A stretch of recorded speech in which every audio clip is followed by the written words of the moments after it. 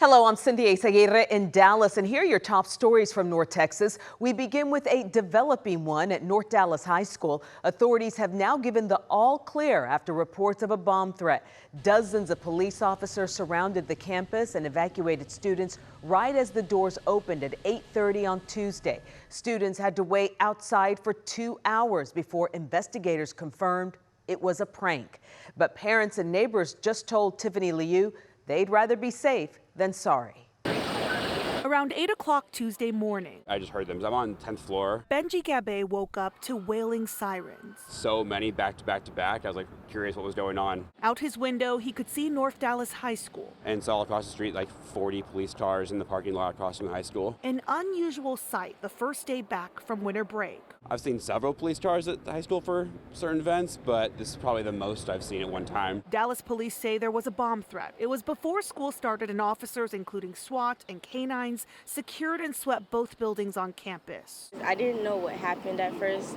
I was just shocked. 2 hours later, police confirmed there was no credible threat. A relief for 10th grader Haley Mills and her mom, Miranda. I know. Oh, my goodness.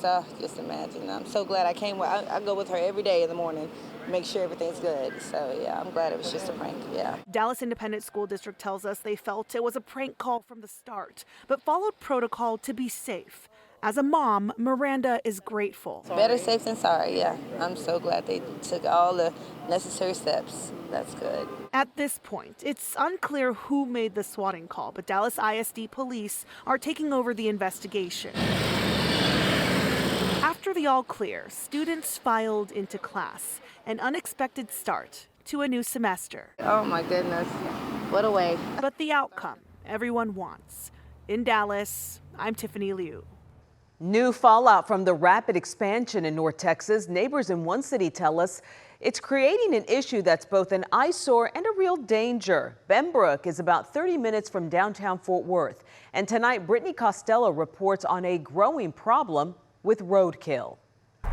Barbara Greer moved to the outskirts of Benbrook for the land. At the time, there were just 22 houses here. That was 20 years ago. We knew when we moved out here, growth was inevitable.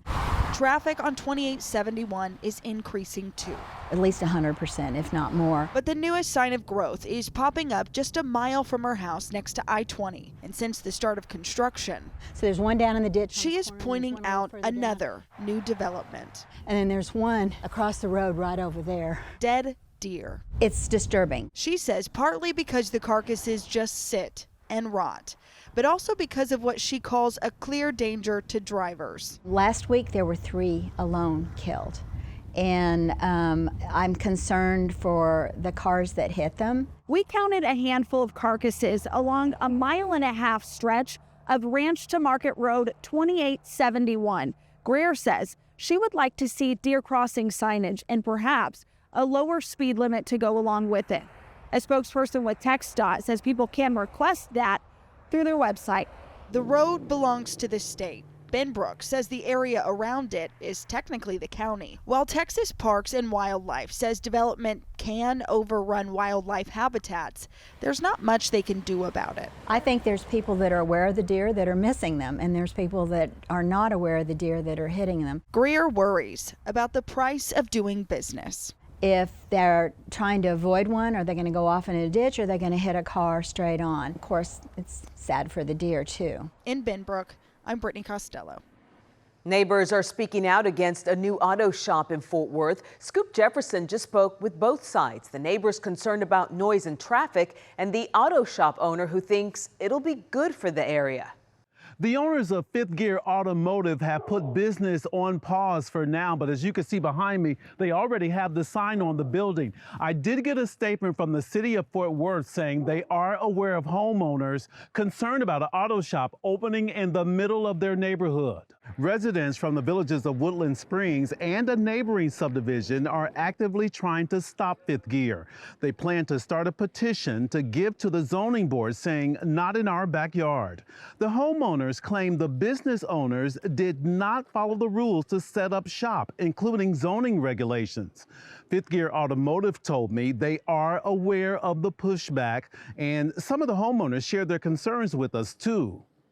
This is a residential street that the business faces, so the traffic of cars going in and out daily, the sounds of engines revving, automotive work being done is another issue. I hope they consider the environmental, the sounds, the lights, how this is going to affect property value. There's so many things here that they need to consider, not just, oh, we don't want an auto repair. 4 of our other shops cohabitate with residential, very similar to here.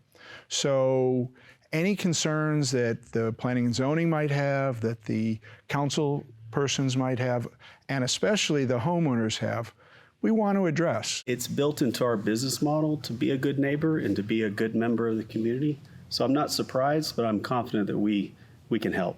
Fort Worth City Councilman Alan Blaylock weighed in, saying, as always, I respect constituents' input on issues that impact the community. Their input is important for the consideration of cases that come before the Zoning Commission and ultimately the council. Some of the homeowners signed up for public comment at City Council meeting so that their concerns are heard in person. In Fort Worth, I'm Scoop Jefferson. Starting this month, you will not have to pay for Wi-Fi on American Airlines flights. The Fort Worth-based carrier just announced it'll be free on all its planes, with one caveat. You have to be part of American's frequent flyer program, and they say you can sign up for free. American says it'll install free Wi-Fi in 900 planes by early spring. And those are your headlines from North Texas.